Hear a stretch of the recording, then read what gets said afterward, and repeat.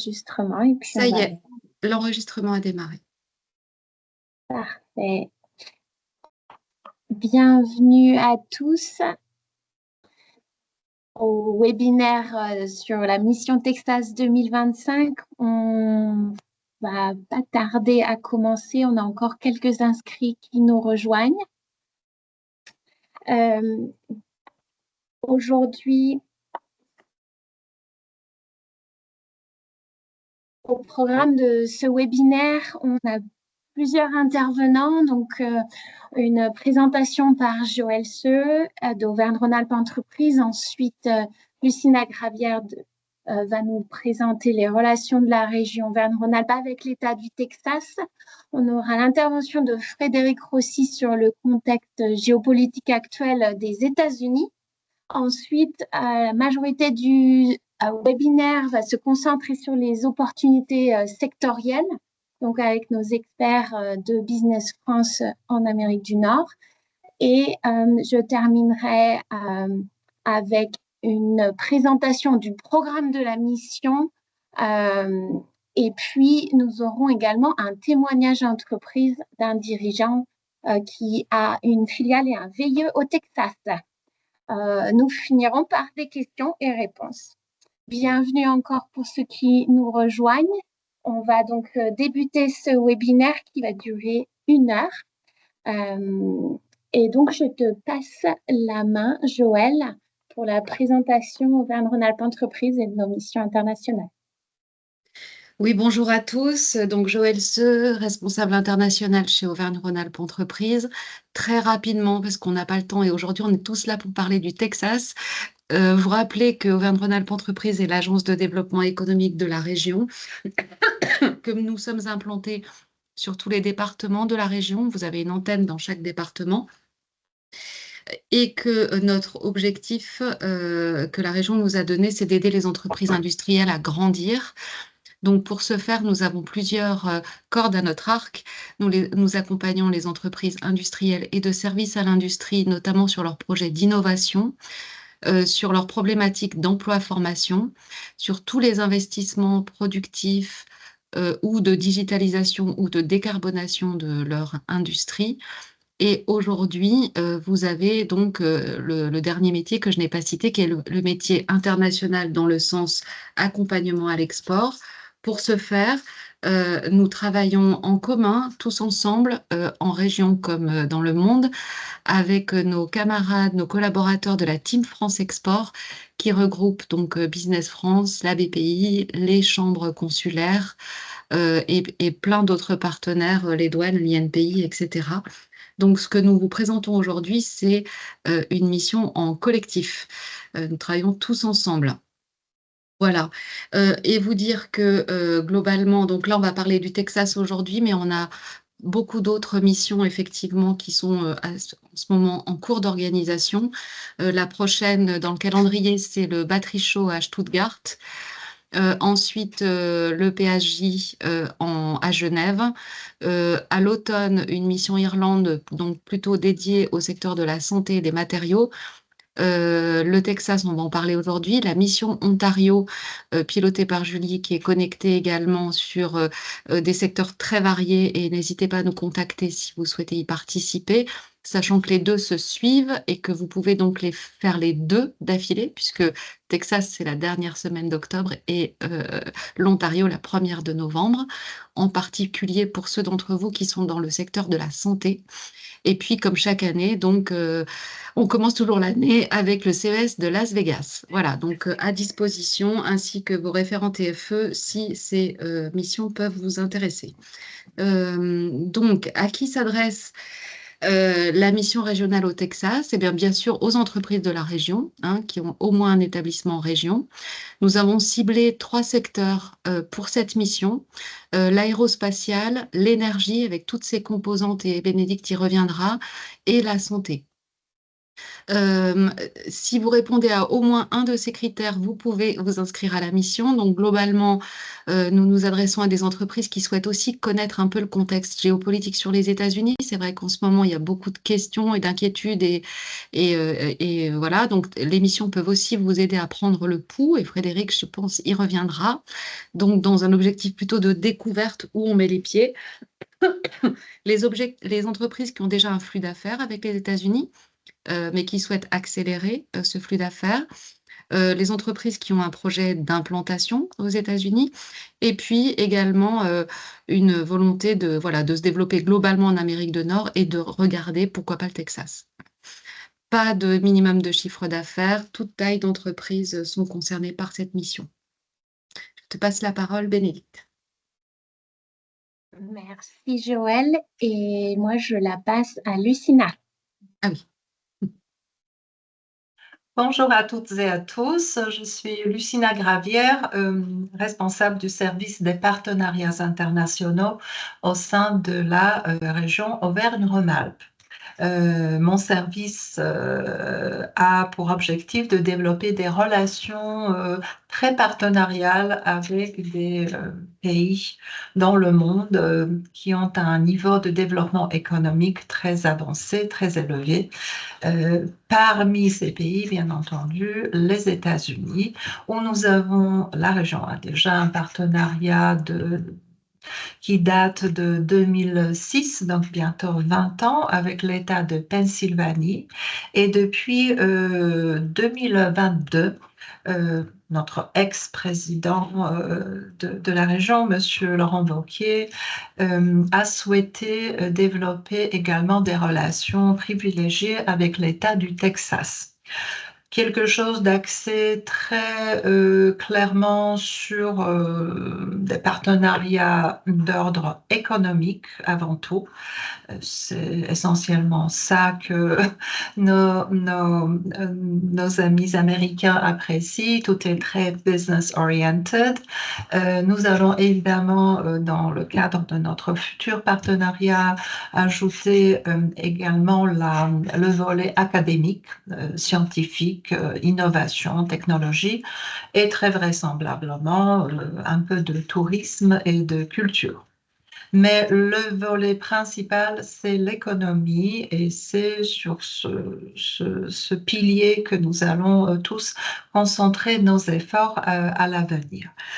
C'est ainsi que, par exemple, en juin 2023, une délégation très succincte, restreinte et plutôt institutionnelle s'est rendue en France au Salon du Bourget, où nous les avons rencontrés pour commencer à discuter un peu plus avant des termes de notre prochain, à signer prochainement, MOU.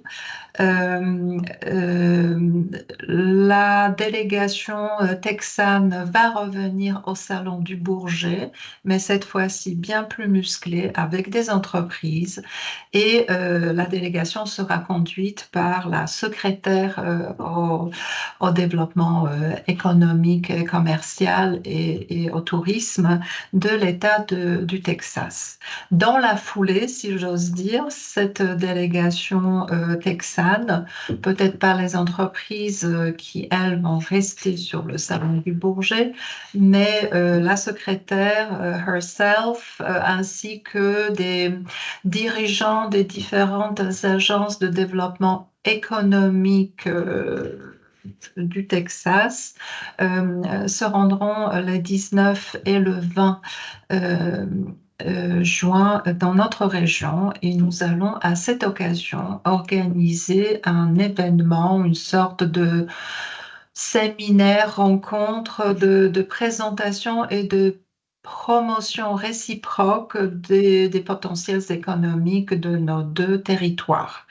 Vous serez bien entendu invité à ce temps d'échange, de même que quelques pôles de compétitivité et clusters qui répondent ou qui correspondent aux secteurs prioritaires que nous avons identifiés tous ensemble et qui sont également prévus pour la mission au Texas au mois d'octobre, à savoir l'aérospatiale, l'énergie, avec notamment le nucléaire et l'hydrogène, mais pas uniquement, et enfin la santé.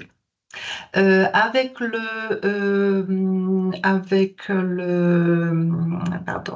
le Texas, lors de cette mission fin octobre, qui devrait également être conduite dans sa dimension institutionnelle par le président de la région, Monsieur Fabrice Pankouk, nous souhaiterions justement signer un MOU, un accord de partenariat avec le gouverneur Abbott. Et nous espérons que ceci sera possible, peut-être en votre présence, si vous décidez de participer à cette mission. Il y a également un autre élément très important dans le cadre de nos échanges avec le Texas, c'est la formation des ingénieurs. Les États-Unis et le Texas en particulier étant très axés sur la formation des spécialistes pour les industries. C'est également le cas et la volonté de la région Auvergne-Rhône-Alpes qui a mis en place il y a deux ans un programme spécial pour augmenter le nombre d'ingénieurs et de techniciens supérieurs pour nos industries qui sont en constante évolution. Et donc, nous avons trouvé intéressant d'étudier les spécificités de notre région et surtout du Texas de l'autre côté en la matière pour envisager des coopérations un peu plus poussées, un peu plus spécifiques dans ce domaine de la formation des ingénieurs. Je ne serai pas plus longue et j'espère que nous allons vous retrouver tout d'abord fin juin à Lyon pour la rencontre avec les Texans et ensuite lors de la mission au mois d'octobre. Merci beaucoup. Merci beaucoup, Lucina. Je ne vois pas Frédéric qui est connecté. Peut-être que... Oui, bonjour, je suis là. Ah, Vous m'entendez? ah, pardon, excuse. Ah, pardon. Eh bien, la parole est à vous. Merci beaucoup. Eh ben, parfait. Merci beaucoup, Bénédicte, Lucina, Joël. Très heureux de vous retrouver, de retrouver tous nos amis de la région Auvergne-Rhône-Alpes. Donc, je suis le directeur de Business France pour l'Amérique du Nord, basé à New York. Désolé si ça résonne un petit peu autour de moi, mais je suis sur mon téléphone là parce qu'on a en ce moment 4 délégations différentes qui sont sur New York, donc je jongle un peu avec l'agenda. On m'a demandé de vous parler en 5 minutes du contexte géopolitique, ou géoéconomique plutôt actuel aux États-Unis, ce qui est un peu une gageure pour plusieurs raisons. D'une part, parce que comme vous avez bien vu, ces derniers mois, il y a une volatilité assez importante, et ce qu'on dit un jour n'est pas forcément complètement vrai le lendemain. Et puis aussi parce que au cours des derniers mois, vous avez été inondé un peu partout dans le monde et particulièrement aussi en France d'informations sur ce qui se passe aux États-Unis. Donc, vous avez pu suivre un peu toutes ces évolutions liées à à l'arrivée de la nouvelle administration Trump 2.0 depuis le début de l'année.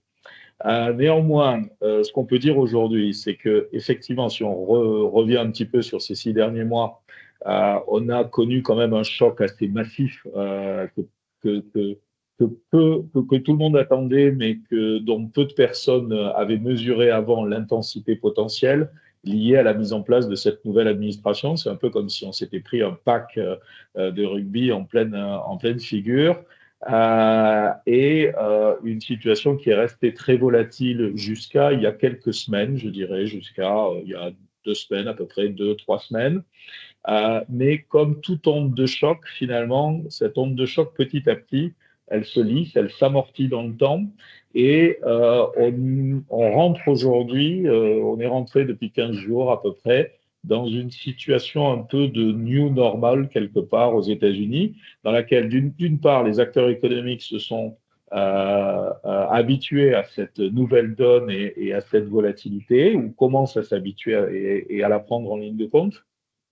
Et puis d'autre part, l'administration actuelle également commence à mettre de l'eau dans son vin parce que même s'il n'y a plus beaucoup de contre-pouvoirs institutionnels aux États-Unis en ce moment, ou tout au moins pour les 2 prochaines années, il y a quand même un contre-pouvoir économique qui est très fort et qui, pour le coup, est évidemment bien suivi par l'administration actuelle.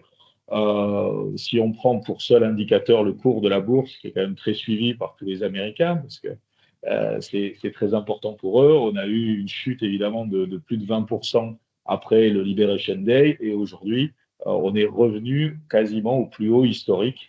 Donc, on a effacé cette baisse. Aujourd'hui, les indicateurs, ce qu'on appelle en économie les soft indicators, c'est-à-dire les indicateurs de confiance des consommateurs, de confiance des directeurs d'achat dans les usines, etc., sont encore relativement mauvais. Ils avaient plongé à partir du Liberation Day. Ils sont légèrement remontés, mais ils sont encore relativement mauvais. Par contre, les bonnes annonces des dernières semaines sur les négociations des différents deals de libre-échange ou des différents accords commerciaux avec l'Inde, avec le UK, et puis les négociations en cours avec le Japon et la désescalade avec la Chine, font que finalement, les indicateurs, les expectations sur les vrais indicateurs économiques dans le dur pour le deuxième semestre de l'année et pour 2026 sont automatiquement remontés de manière assez significative. Le gros sujet en cours, c'est la négociation budgétaire pour l'année 2000, pour le budget qui démarrera en fin d'année 2025. Avec là très certainement des coupes budgétaires assez importantes sur beaucoup de programmes qui vont permettre d'une part à l'administration actuelle de remplir finalement son agenda et de remplir ses promesses qui avaient été faites aux électeurs américains de maintien de baisse d'impôts, voire de baisse d'impôts additionnelles importantes, et puis également du coup de soutenir l'économie. Donc aujourd'hui, moi je vois en termes de facteurs positifs plusieurs éléments. D'une part, ces coupes budgétaires qui font que on va avoir un taux d'impôt sur le revenu un taux d'impôt sur les sociétés, pardon, qui va rester au niveau qui était celui de Trump 1, c'est-à-dire de 2017, et qui pouvait s'éteindre à la fin de l'année. Ça va être sanctuarisé en termes de baisse d'impôt avec même un petit avantage supplémentaire pour les sociétés qui produisent aux États-Unis. Et puis des promesses électorales de nouvelles baisses d'impôts, dont certaines vont pouvoir être mises en place. Donc ça, c'est un effet plutôt, ça va avoir un effet plutôt de relance et positif sur l'économie. Le deuxième aspect, particulièrement dans certains secteurs comme l'intelligence artificielle, la santé, les cryptos, etc., un mouvement de dérégulation ou de déréglementation qui est en train, là aussi, de se mettre en place et qui fait pas mal bouger les lignes et qui rend certains secteurs beaucoup plus dynamiques et attractifs. J'étais ce matin avec une société franco-suisse qui a réalisé une IPO au Nasdaq il y a 2 ans. Et on nous disait qu'aujourd'hui, après un mouvement, après une année 2024 assez mauvaise et un attentisme très fort en début d'année, les entrées en bourse, et ça c'est très important aux États-Unis, c'est un bon indicateur de la santé de l'économie, et devaient reprendre au mois de septembre, et finalement elles vont reprendre dès maintenant au mois de juin. Donc il y a un pipe d'IPO qui est relativement important. Les accords tarifaires, effectivement aussi, qui sont en cours de négociation, donnent plutôt un outlook plutôt positif sur l'économie au deuxième semestre. Et puis évidemment, on est aux États-Unis, donc le marché est le premier marché mondial dans beaucoup de secteurs d'activité, avec une résilience évidemment très forte des acteurs économiques locaux. Alors les facteurs de risque, il y en a néanmoins. Le sujet, c'est l'impact de ces droits de douane, parce que finalement, même dans le meilleur des scénarios selon lequel les États-Unis arriveraient à négocier des droits de douane, des accords commerciaux avec leurs plus grands partenaires commerciaux mondiaux, aujourd'hui, les hypothèses sont vont plutôt vers le maintien, dans le meilleur des cas, d'un droit d'accès de 10% minimum, donc un droit de douane de 10% minimum sur tous les produits et tous les pays. Et c'est un peu ce qu'on appelle ici le modèle COSPO, c'est-à-dire que chez Costco, vous achetez un abonnement au départ pour pouvoir ensuite aller acheter dans le magasin des produits à un tarif avantageux. Donc, si vous voulez accéder au marché américain, il est très probable que ce taux de 10% soit la norme finalement pour faire rentrer ces produits aux États-Unis et pour accéder au marché. Donc ça va forcément provoquer de toute manière dans tous les scénarios un impact inflationniste et ensuite très certainement un impact sur la consommation, particulièrement des ménages. Et puis la deuxième incertitude importante, je pense, c'est le marché de l'emploi, parce que vous savez qu'aujourd'hui, on est en quasi plein emploi aux États-Unis depuis déjà de nombreuses années, avec un taux de chômage de 4%. Et là, l'impact de cette conjoncture des tarifs et d'une réindustrialisation dans certains endroits du pays va soit provoquer dans certaines zones de nouvelles tensions sur le marché du travail, soit au contraire, si ça ne se fait pas dans les mois qui viennent, avec la baisse de la consommation, avoir un effet plutôt d'augmentation du chômage. Voilà, donc ça c'est un peu l'outlook macro. Alors du coup, les boîtes françaises, très rapidement dans tout ça, nous, on est revenus depuis l'année dernière à un solde commercial équilibré entre la France et les États-Unis, avec même 7,5% de croissance de nos exportations l'année dernière en 2024. Donc pour le coup, le marché américain absorbe toujours beaucoup de produits français et de demandeurs de produits français. Là, il n'y a pas, comme dans les crises précédentes, de volonté des ménages américains de plus consommer certains produits venant de certains pays, en dehors de la Chine évidemment.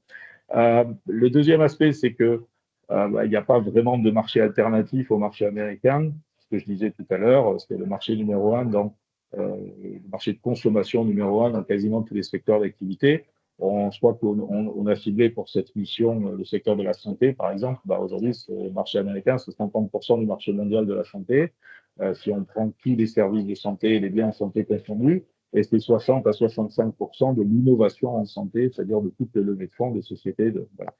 Et ça ne va pas s'arrêter parce qu'il y a une administration Trump au pouvoir, voire même ça peut au contraire s'accélérer.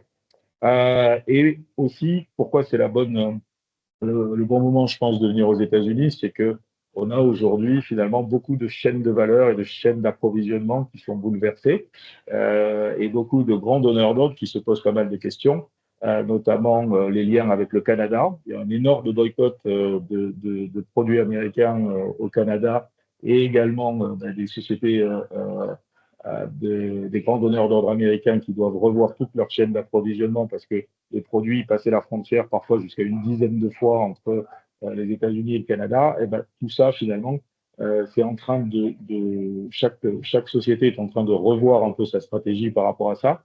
Et donc, ça peut créer des opportunités intéressantes pour les sociétés françaises. La présence américaine, ou en tout cas la volonté des acteurs économiques américains de continuer à travailler avec l'Europe et avec la France en particulier est très forte. Vous avez mentionné le Bourget, on aura 650 sociétés américaines sur le Bourget cette année, dont 250 sur pavillon national fédéral américain et 400 amenés par plus de 15 États américains différents. Je crois qu'on a la visite de 12 à 15 gouverneurs, dont effectivement une présence importante du Texas. Sur Vivatech, on aura aussi des délégations américaines importantes dans la tech. Et puis au mois de novembre, sur le salon World Nuclear Energy, il y aura aussi une présence américaine très forte et la volonté de travailler ensemble sur certains sous-secteurs du secteur nucléaire.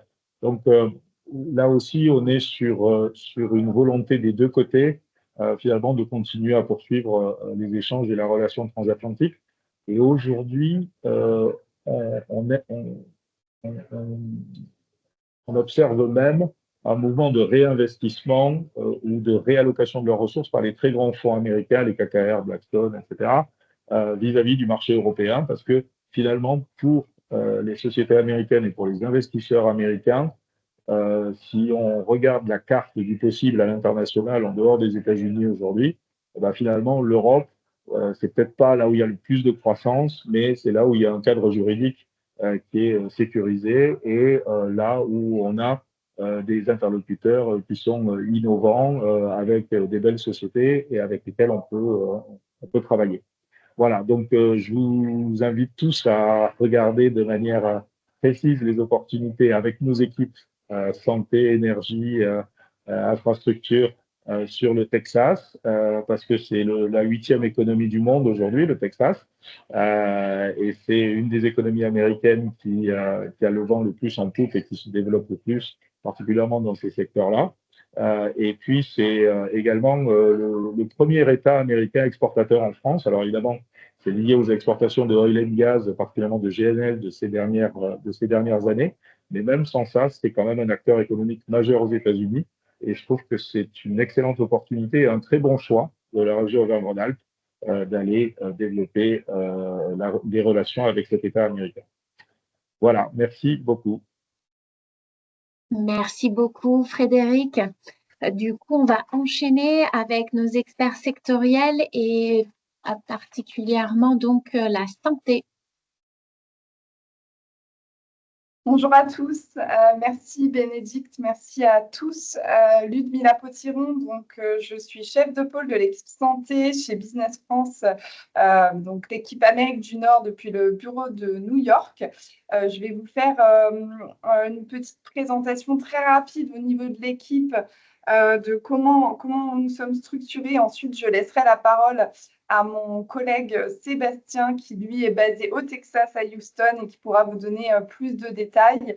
Mais pour vous indiquer, donc au niveau de l'équipe, nous sommes 12 personnes dans cet accompagnement Société française de la santé sur l'Amérique du Nord. Donc, on couvre évidemment le marché américain et également le marché canadien. Et on est répartis dans 5 hubs en santé sur l'Amérique du Nord, donc Boston, New York, San Francisco, Houston et Montréal. Et chacun, nous avons un double parcours business développement et scientifique santé. Pour ma part, plutôt sur les études cliniques en oncologie, après en medtech. Et on a également beaucoup de pharmaciens dans l'équipe qui se sont ensuite spécialisés avec une formation plutôt commerciale sur le business développement. Bénédicte, si tu veux passer à la slide suivante. Très rapidement, je vais pas tout détailler aujourd'hui, on pourra vous faire parvenir cette présentation, mais on accompagne les sociétés de la santé, donc les biotech, les pharma, les medtech et les sociétés en santé digitale, selon le type de projet souhaité, selon le stade de développement et nos offres et notre capacité à vous aider. Sur 2 grands formats, le format individuel et le format collectif. Donc, au niveau du format individuel, c'est ce qui est détaillé là sur cette slide. En fonction du projet, des attentes, du stade de développement et de la traction qu'on peut avoir, on peut vous offrir des missions de prospection ciblées et dédiées, des enquêtes terrain avec des KOL de votre secteur, ou d'autres types de missions, toujours dans un objectif de mise en relation avec vos partenaires et vos prospects en fonction de votre projet. Donc ça, c'est au niveau du volet individuel ciblé. Au niveau du volet collectif, donc on a des événements phares à l'année sur le secteur de la santé en Amérique du Nord qui répondent chacun à un besoin très précis qui a été remonté par nos sociétés françaises, celles qu'on accompagne. Par exemple, la JP Morgan va plutôt être sur le volet de l'investissement en santé. On va vous aider à rencontrer des investisseurs, des VC américains dans le cadre d'un projet de levée de fonds aux États-Unis. Le projet Effervescence est dédié au Canada, la BioConvention qui est plutôt sur le volet biopharma pour rencontrer des pharma américaines, des KOL américains. Donc à Boston, on accompagne 129 sociétés en juin cette année. Le Booster, qui est un programme d'accélération sur 8 mois, le Booster Next, qui passe par Boston et Montréal. On accompagne une délégation d'environ une quinzaine de sociétés pour les aider à structurer leur projet de développement sur la zone, réaliser leur business plan et être accompagnés par un jury d'experts pour pouvoir justement structurer leurs analyses et leur offre. Et HLTH, Health, qui est plutôt un salon dédié santé digitale spécifiquement, qui est à Las Vegas fin octobre, sur lequel nous accompagnons aussi sur ce volet-là des sociétés de la santé. Voilà, pour faire un petit peu le tour. Et je laisse donc la parole à Sébastien, qui est basé à Houston, pour vous présenter le secteur de la santé au Texas. Merci. Merci Ludmila. Donc oui, pour me représenter brièvement, donc Sébastien, moi je suis pharmacien et je suis basé à Houston, comme on l'a déjà dit.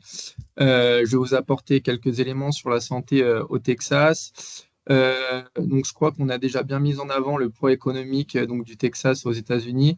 Pour rappel, donc c'est 10% du PIB américain, donc c'est quand même le deuxième État en termes d'économie nationale.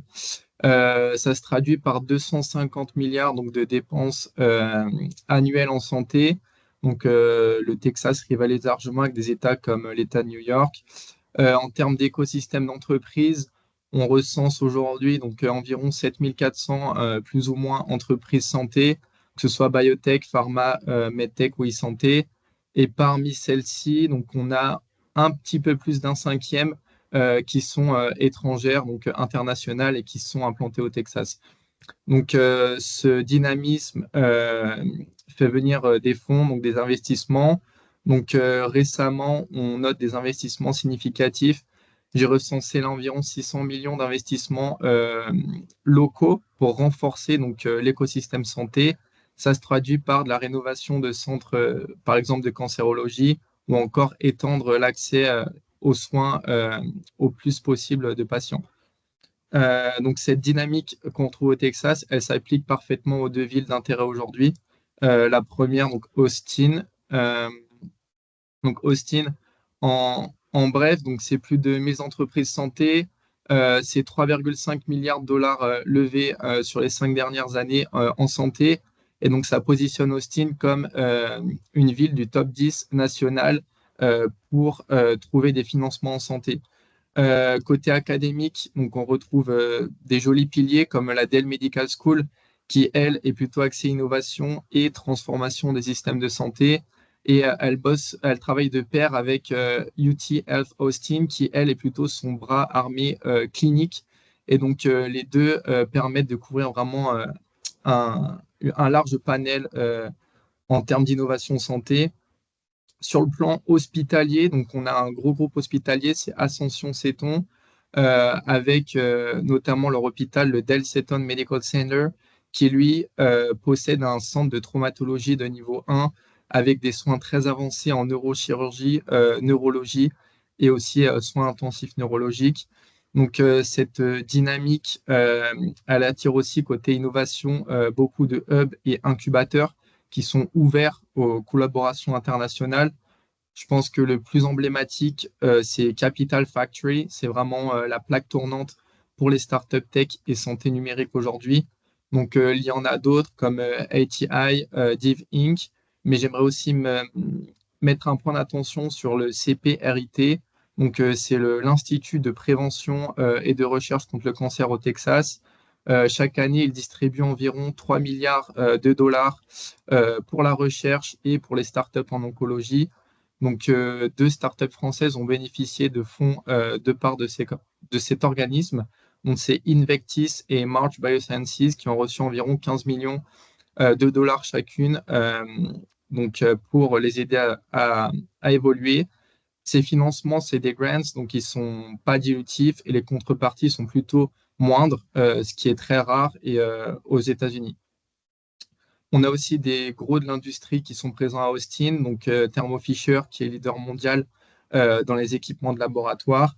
J'aimerais aussi porter l'attention sur X-Biotech, c'est une entreprise texane donc à Austin qui a levé 70 millions de dollars en 2016 pour une introduction en bourse sur le Nasdaq. Et en 2019, donc, elle a conclu un partenariat avec Johnson & Johnson avoisinant le milliard de dollars.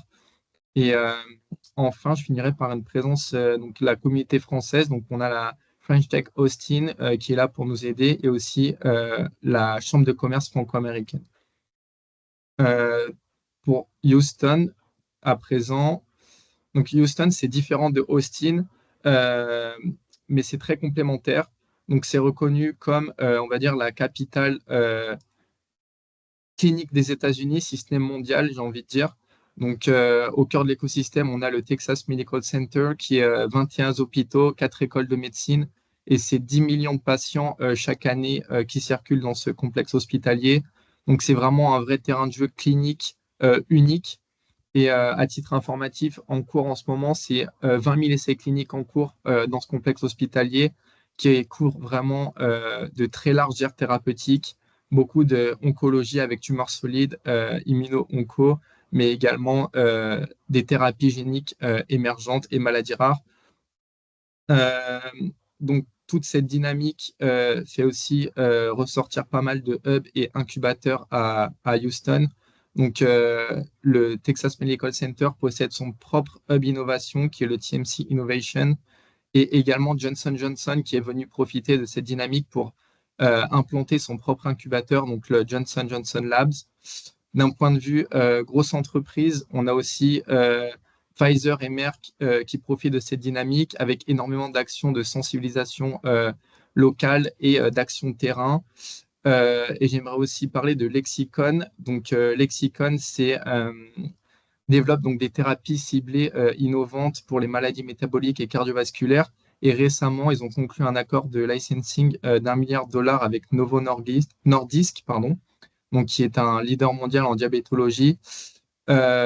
Et enfin, donc, on a aussi des fonds provenant du TMC. Donc, le TMC possède son incubateur et aussi son venture fund à l'intérieur de ses locaux.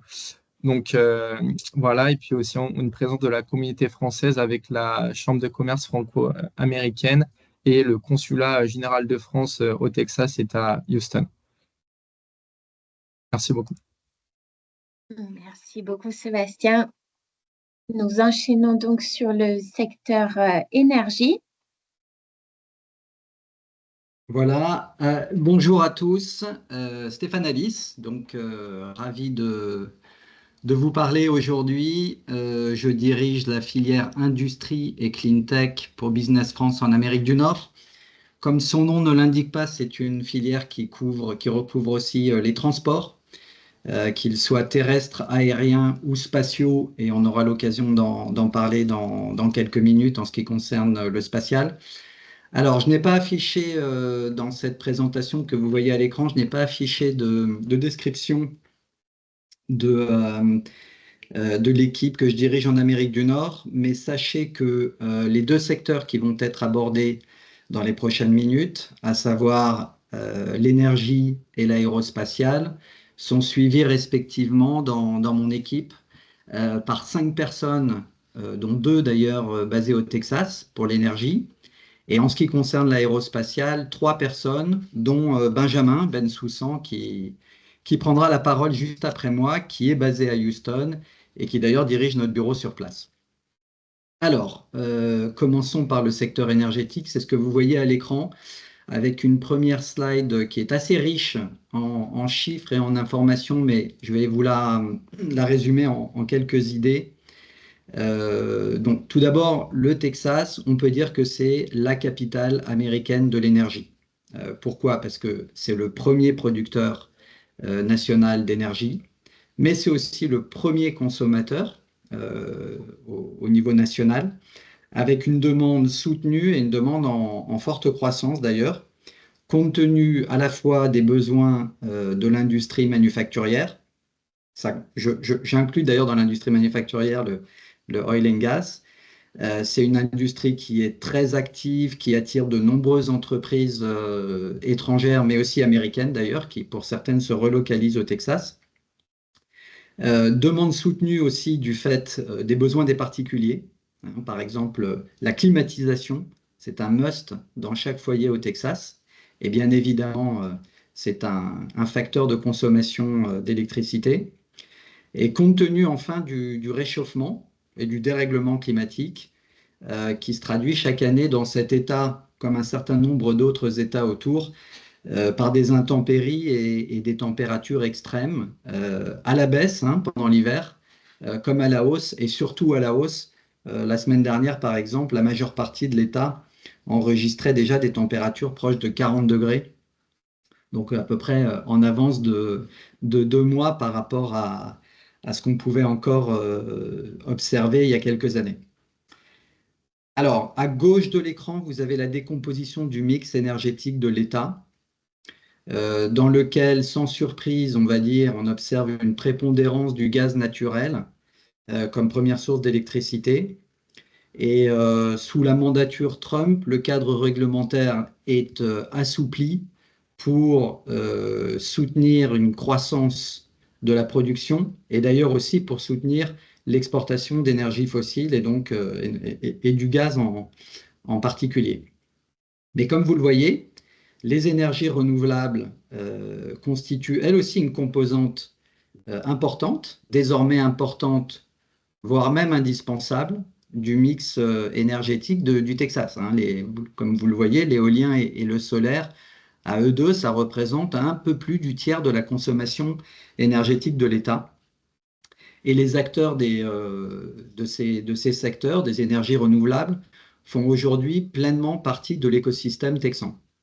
C'est d'ailleurs intéressant d'observer le débat en cours, un débat politique au Texas, qui oppose d'un côté une majorité d'élus républicains qui souhaitent freiner, voire même entraver la progression des ENR, parce que de leur point de vue, c'est le meilleur moyen de favoriser les énergies fossiles, et une opposition qui n'est pas uniquement politique, qui n'est pas uniquement du fait de la société civile, c'est une opposition qui est aussi qui vient de l'opérateur du réseau électrique. Hein, ça s'appelle ERCOT au Texas, donc c'est le EDF local, dont le patron a d'ailleurs dit très très récemment, dans le cadre de ce débat, que c'était le solaire et les batteries qui avaient sauvé le réseau de l'État l'été dernier, au plus fort de la vague de chaleur. Et l'opposition, elle vient aussi de la principale association manufacturière du Texas, d'une bonne partie des acteurs du secteur de l'oil and gas, bref, des acteurs économiques qui reconnaissent que dans l'état actuel des choses, le mix énergétique a besoin d'être diversifié et qu'on ne peut pas se passer d'énergies qui peuvent être par certains qualifiées d'intermittentes, mais qui en tout cas sont devenues un peu indispensables. Voilà. Dernier point à propos de ce mix énergétique, vous voyez une ligne consacrée au nucléaire, avec une contribution à ce stade qui est encore modeste, mais qui est appelée à croître, puisque aux États-Unis, presque autant qu'en France, le sujet du nucléaire connaît un regain d'intérêt assez fort. Le département fédéral de l'énergie souhaitant particulièrement soutenir le développement le plus rapide, le plus massif possible de la nouvelle génération de réacteurs nucléaires. Il y a une enveloppe de plus d'1 milliard de dollars du gouvernement fédéral qui est spécifiquement dédiée au financement de projets basés sur les technologies de 4e génération. Donc on parle des SMR, des AMR. Et par ailleurs, là aussi, une dérégulation, en tout cas un assouplissement du cadre réglementaire pour permettre le développement de ces projets. Alors, si on regarde un petit peu plus, et c'est la diapo qui suit, dans le détail, le nucléaire au Texas, alors tout d'abord, il y a quand même une base installée hein, qui est non négligeable, puisqu'il y a au total 4 réacteurs pour une capacité totale d'environ 5 gigawatts. Donc 2 réacteurs au nord vers Dallas, les réacteurs de Comanche Peak, qui ont une durée de vie de 40 ans. Donc, c'est des réacteurs de type PWR, comme beaucoup des réacteurs aux États-Unis et comme en France aussi d'ailleurs. Donc, c'est des réacteurs qui arrivent à expiration, qui arrivent en fin de vie. L'opérateur a soumis au régulateur national fédéral une demande en octobre 2022, une demande d'extension de 20 années supplémentaires, demande qui est encore en cours d'examen, mais les signaux sont plutôt au vert dans la mesure où les 2 autres réacteurs que vous voyez à l'écran, le South Texas Project, ont vu leur durée de vie opérationnelle étendue de 20 ans supplémentaires. Ça a été assez récemment décidé. Et donc, ça les amène à être étendus jusqu'en 2047 et 2048. Pour votre information, ces 2 réacteurs-là ont une capacité totale d'environ 2700 mégawatts. Donc, ils font partie des plus gros réacteurs nucléaires américains. Là, il y a des opportunités, hein, très clairement, qui dit extension, dit besoin, qui peuvent intéresser beaucoup d'entreprises sur le haut du cycle et bien évidemment des entreprises françaises. Donc, très clairement, des opportunités à creuser sur ce sujet-là. Mais le Texas, c'est surtout, et pardon, je suis un tout petit peu long, mais le Texas veut surtout se positionner sur la nouvelle génération de réacteurs, en se positionnant comme le hub industriel du nucléaire avancé, afin de pouvoir intégrer le nucléaire le plus vite possible dans l'industrie locale. Et donc, d'ailleurs, le gouverneur du Texas souhaite offrir non seulement un cadre réglementaire très favorable, des infrastructures de test pour attirer les fournisseurs technologiques, mais aussi des incitations économiques. Et donc, il y a plusieurs projets en cours qui impliquent les principales universités du Texas, notamment à Austin. Et c'est donc des partenariats publics-privés avec des acteurs, de nouveaux acteurs comme NewScale qui se positionnent dans le domaine des SMR. Le projet emblématique que je voulais évoquer, c'est celui qui est développé par la société X-Energy, qui donc veut développer des AMR, des réacteurs de type AMR. Et donc, il y a un projet très emblématique qui est co-développé avec la société Dow Chemicals, donc l'acteur pétrochimique, qui consiste dans le déploiement d'un réacteur de petite taille d'environ 320 MW sur un site industriel de Dow Chemicals qui se trouve à 2h30 au sud de Houston. J'en parle parce qu'il y a un enjeu il y a un enjeu national autour de ce projet qui vise à démontrer la faisabilité d'utiliser des réacteurs nucléaires avancés pour fournir une énergie décarbonée et stable à l'industrie lourde. Et donc, c'est vraiment un projet qui, s'il réussit, on n'y est pas encore, mais s'il réussit, il est vu comme un modèle reproductible, un peu comme un cas d'usage pour d'autres secteurs intensifs en énergie. Et d'ailleurs, X-Energy, la société, bénéficie d'une aide financière, pas que de Dow Chemical, mais aussi du département de l'énergie. Voilà, enfin, dernière slide qui s'était déjà affichée à l'écran, elle vise simplement à vous montrer la densité de l'écosystème énergétique avec des acteurs, quasiment tous les acteurs que vous voyez à l'écran, on les connaît déjà, nous, avec l'équipe que nous avons localement. C'est des acteurs qu'on pratique au fil des missions que nous menons, que ce soit dans des formats collectifs ou individuels. Ce qui n'apparaît pas à l'écran d'ailleurs, ce sont les acteurs du oil and gas que nous connaissons bien, mais aussi de très nombreux acteurs manufacturiers, donc des industries lourdes qui s'intéressent bien évidemment énormément à l'énergie et qui investissent dans des projets pour avoir des sources d'énergie les plus proches possibles et les plus stables possibles, les plus proches possibles de leur site industriel. Et puis, dernier point vous voyez aussi en bas de slide, puisque j'évoquais des acteurs industriels, une forte présence française que nous connaissons bien. De nombreuses filiales apparaissent ici, les très grands groupes français, et derrière eux, beaucoup de sous-traitants. Donc, énormément de choses à faire sur place. Je m'arrête là pour donner la parole à mon collègue Benjamin, qui va vous parler du spatial, du New Space au Texas. Merci Stéphane, bonjour à tous. Benjamin Bensoussan, donc je suis chargé d'affaires spatiales et également directeur du bureau Business France de Houston. Ça fait quasiment 2 ans maintenant que je suis basé à Houston et effectivement je suis témoin tous les jours de la croissance du New Space local. Pourrais-je avoir la slide suivante? Merci beaucoup. Donc pour vous donner un peu de contexte global, effectivement le Texas c'est le 3e État par le chiffre d'affaires aéronautique et spatial, après la Californie et l'État de Washington, et en termes de main-d'œuvre, si ma mémoire est bonne, c'est le 2e État. Donc sur la carte à droite, vous pouvez voir à peu près que tous les grands acteurs de l'aérospatiale mondiale sont présents ici. On a beaucoup de compagnies aériennes, on a des fabricants d'avions, on a On a des fabricants de satellites, des opérateurs, voilà, toute la chaîne de valeur est représentée, surtout avec un très très dense écosystème, on va dire, de PME et de fournisseurs qui répondent aux besoins des acteurs locaux.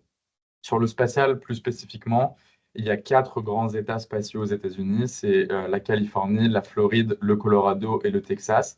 Chacun est plutôt spécialisé dans un domaine en particulier.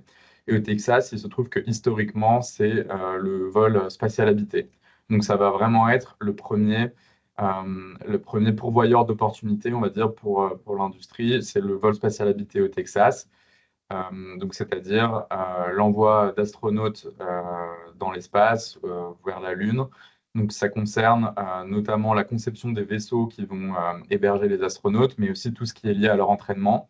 Et donc c'est intimement lié, de fait, ce volet est intimement lié à la santé, puisque toute la formation des astronautes américains est effectuée à Houston, et la majeure partie du temps, c'est en coopération avec les grands hôpitaux qui vous ont été présentés tout à l'heure par mes collègues. Donc, il y a vraiment des opportunités à cheval sur ces 2 secteurs.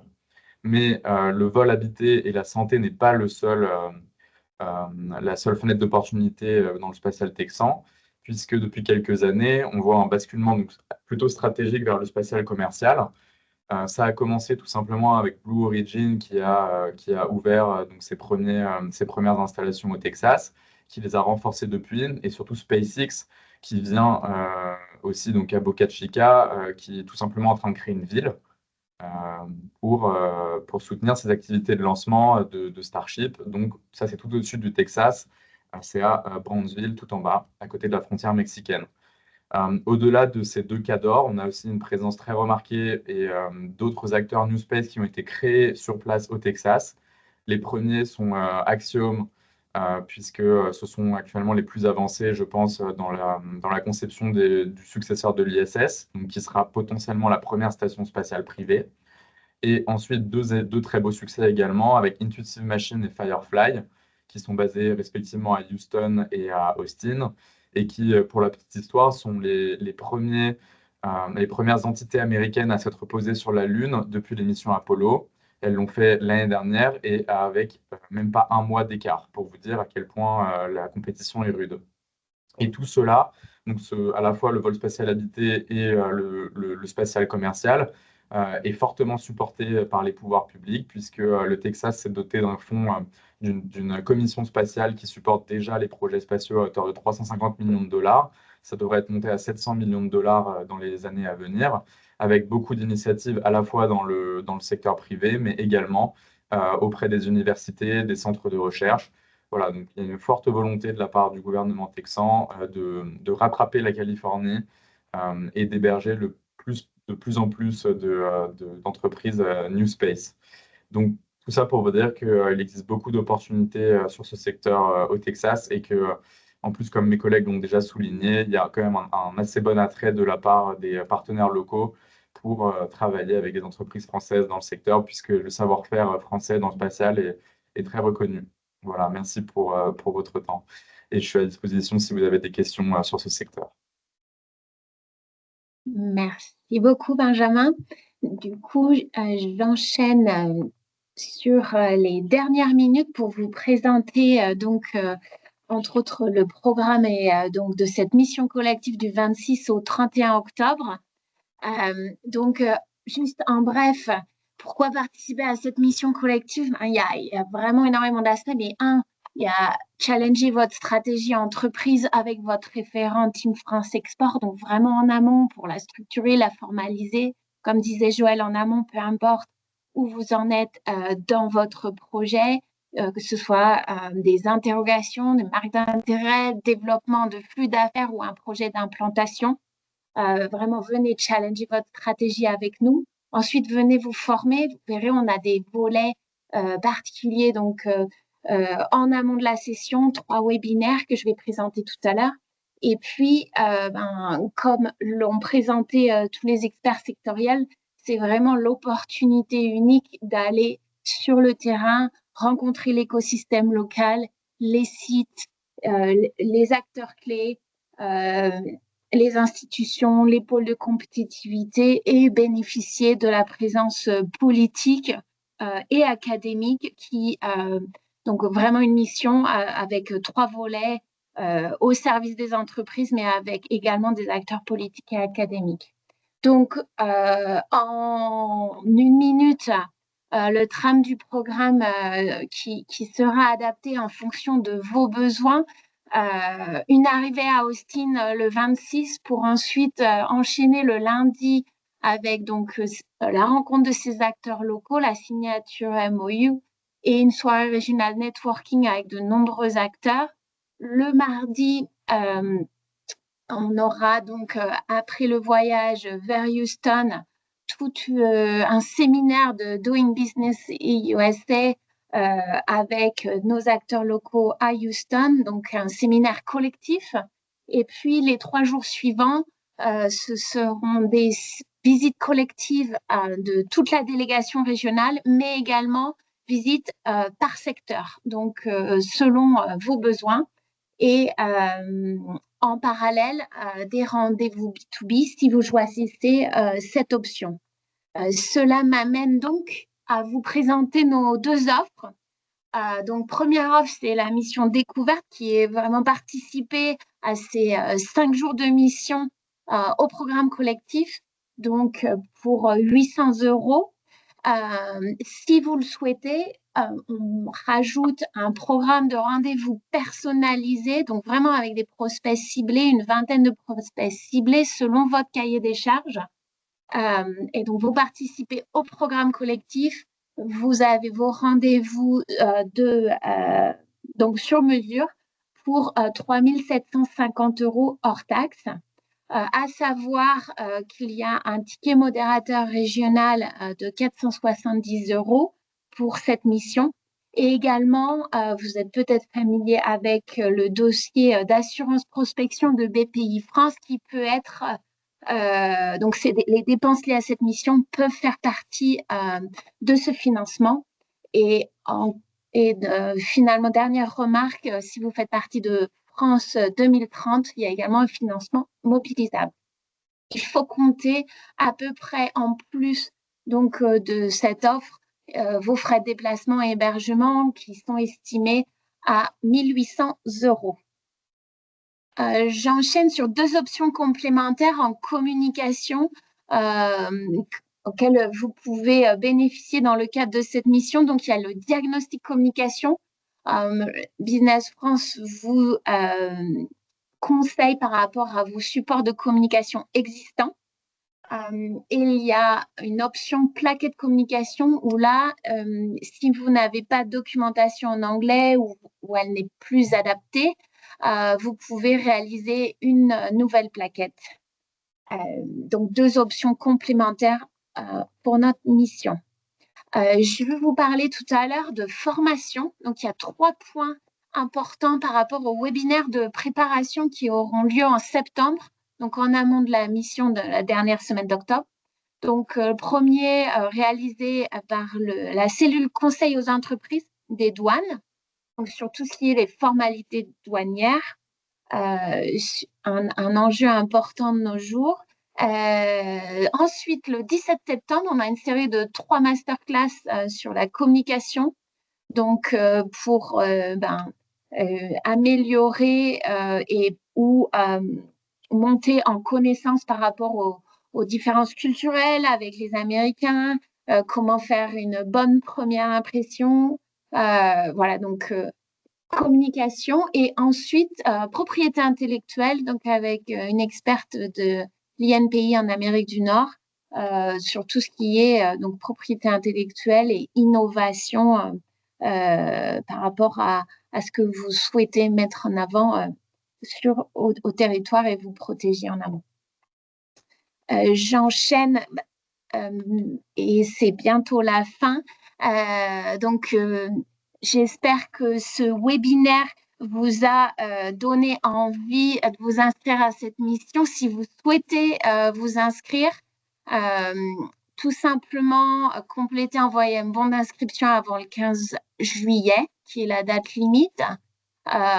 Donc, vous faites directement avec moi et ensuite, je vous indiquerai les prochaines étapes. Un bon de commande et tout ça vous sera envoyé par votre conseiller référent Team France Export. Mais vraiment, ce qu'il y a à retenir, c'est avant le 15 juillet. Je souhaitais donner la parole à Hervé Maybon, qui est un dirigeant en Haute-Savoie de Carburant et Technogénia. Malheureusement, il a des problèmes de connexion. Du coup, je vais donner la parole à Nathalie Rousseau, qui va en une minute nous présenter l'entreprise et puis partager un petit peu son expérience par rapport au Texas de cette entreprise industrielle de Haute-Savoie. Nathalie? Oui, alors je prends la parole un peu au pied levé, effectivement, parce que M. Maybon a un souci de connexion.